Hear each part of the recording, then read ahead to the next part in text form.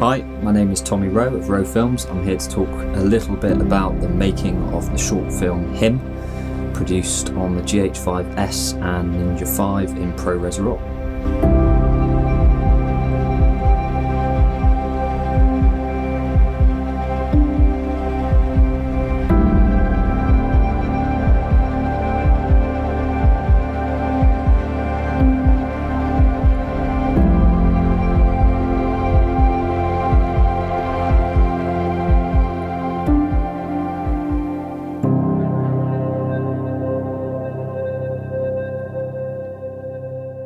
So firstly, a little bit of background on this project. As a GH5 shooter and a huge fan of the Micro Four Thirds system, it was a real pleasure to have been asked to work with Atomos and Lumix again.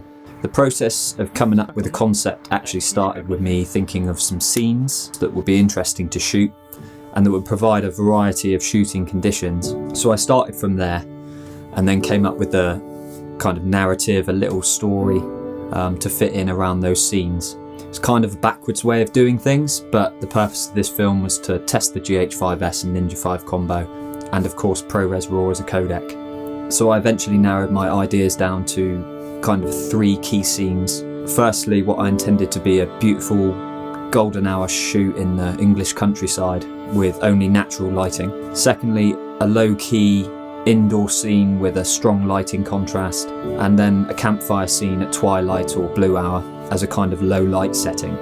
I thought that provided some nice variety and would test the kit and the codec, as well as provide an opportunity to get a bit creative and produce some nice looking visuals. So from there I came up with the little narrative of Him, really just to tie it all together. In terms of the story, I wanted to keep it a bit open to interpretation, create something with a bit of emotion. As a filmmaker, I love playing with emotion as a way to kind of make viewers connect with the work. For the story in this one, I wanted viewers to perhaps be slightly unsure if he exists, or maybe he's something else. And then I also wanted to have a little twist at the end. Since posting the film, I've actually heard lots and lots of different interpretations for the story, which is really cool. It's so interesting to see how different minds see things differently. In terms of the look and the feel of the film, I decided I wanted to go for a bit of a filmic look, and for that reason I decided to shoot it all on vintage lenses.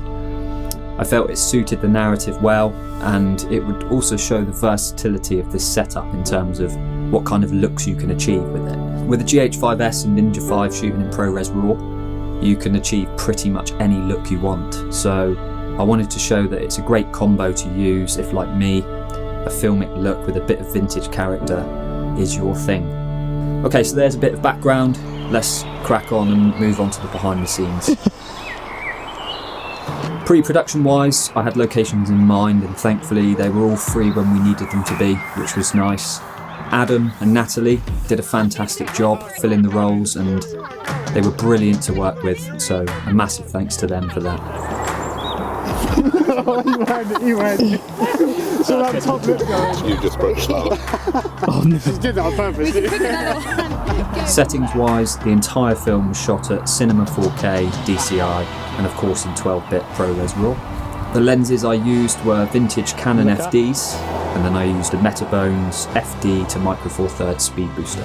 One of my favourite things about the Micro Four Thirds format is the ability to adapt pretty much any lenses you want, depending on the look you're going for. Schedule-wise, we actually shot the scenes on different days and in a different order to how the story plays out, but for the purposes of this BTS, I'll stick to how it runs in the film. First up was the opening meadow scene, where our talent meet. Maybe not for the first time, that is. Yeah, so this is it. So like the idea is it's kind of creating that contrast between your performance like at powder and very polished, and now this is going to be a bit like a little bit more fun. What I originally had in mind for this was a beautiful golden hour scene, as I wanted to really show off the beauty of the footage that comes from this setup. But sadly on this occasion that wasn't to be. The weather on the day didn't play ball, so we got on with the job at hand and made the best of it. I'm gutted about this light. Shooting in overcast conditions like these, it's a bit like having a giant softbox in the sky, so you tend to lose depth. Everything just kind of flattens out, and it was also really misty as well, which can wash your colours out. But looking at the Ninja, I could see that the image still looked lovely. and as we were shooting in ProRes RAW, I knew I'd have plenty of scope to push the footage around in post to bring back some of that pop. It really is testament to the codec that I was able to squeeze out some really nice colour, because realistically this might have been an occasion you'd opt to reshoot on another day. Because of those conditions, I decided to use a tiny bit of supplemental lighting in the medium shots and the close-ups, just to add a little bit of shape to the subject. It's just giving a bit of shape. Yeah, definitely. Rig-wise, for these scenes I decided to go with a shoulder rig. I wanted the footage to look quite organic, and I love the intimate feel that comes with shoulder and handheld camera work. I particularly like using a shoulder rig at the moment, as you get the kind of shoulder height perspective and shooting angle. But with a fairly lightweight setup like this, you also have the option to tuck the shoulder pad under your arm, and that way you can shoot from the chest. Nat, turn around, look at him, laugh and run. Chaser? The great thing about this setup really is that it can be rigged up anyway, so it was another great way to show how versatile this is as a shooting setup. Okay, moving on to the second scene, we had a little short transition sequence here of our talent putting on some makeup. It was just a nice way to be able to transition from the meadow scenes and into the castle. So there's no sound at all, no? No sound, no. For the vid, no.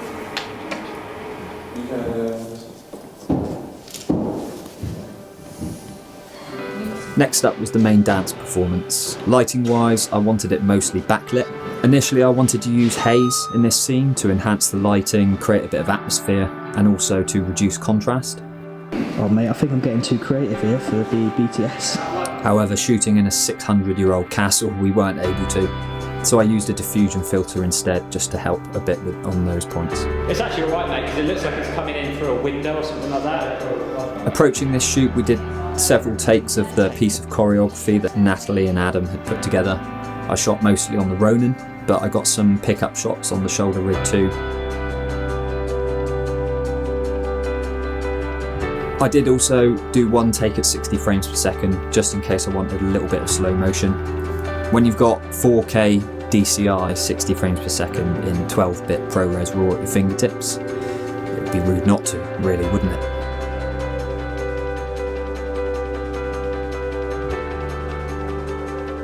Finally, we have the final scene with the campfire. The main point of this scene was to really stretch the low light capabilities of the kit. The GH5S is a fantastic performer in low light, so I wanted to push that. We waited for blue hour so that it was dark enough, but I wanted some ambient light remaining so that you could still make out the surroundings and everything didn't just crush to black.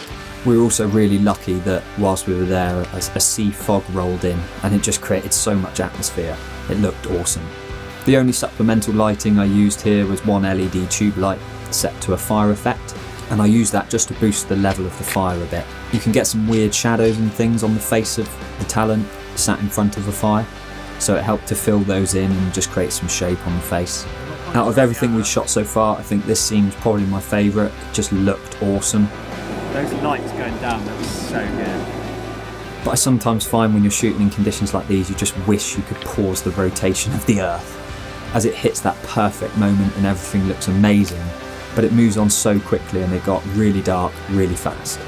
We didn't have the luxury of coming back again, so it was a race against time to get everything I needed before it got completely dark. Ultimately, nature won, and the final shots were in complete darkness.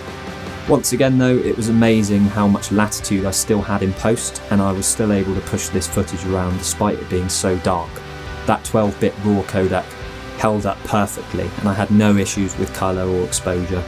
The shots were all really clean as well, and perfectly usable even without any noise reduction. I kept ISO at the base of 400 as I wanted to shoot pretty much wide open, but didn't want the flames or the lights in the background to clip. I knew I'd be able to bump the ISO up a tad in post if I needed to. For me, that's one of the biggest benefits of shooting in ProRes RAW. It's just one less thing to have to think about on the day, and it frees you up to really concentrate on what it is you're shooting. The other option, if I couldn't get enough exposure, would have been to bump up to the higher sensitivity of 1600 ISO in camera. That's really the only thing you need to decide beforehand when shooting in ProRes RAW on a camera with dual native ISO, high or low gain, because everything else is just recorded as metadata. So I decided to stick to 400 and it all came out really nicely. So I've been shooting on the GH5S since it was released back in 2018, and now thanks to ProRes RAW via the Ninja 5, it's stronger than ever. Despite Murphy's Law being very real and a few things along the way not being exactly how I'd have wanted them, I'm really pleased with how the piece came out, and I do feel that we really tested the setup here. At no point did I feel like this setup couldn't handle the conditions I was throwing at it, and that really says a lot. So I would say it's an A star from me, and I would feel quite happy going into pretty much any shooting scenario that I can think of with this setup.